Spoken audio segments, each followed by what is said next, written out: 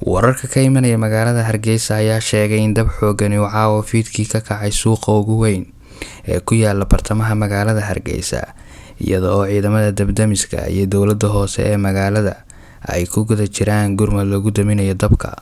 Qaar ka mid ah madaxda ugu sareysa Jamhuuriyadda Somaliland ayaa waxa ay gaadheen bartamaha suuqa magaalada Hargeysa si ay ugu hawlgalaan xaaladda dhabta ah iyo khasaaraha uu geystay dabkan ayaa waxa uu geystay khasaare aad u badan, balse wax dhimasho ah lama soo sheegin. Wixii ku soo cusboonaada arrintan waxaan nigula wadaagi doonaa barnaamijyada kale ee soo socda.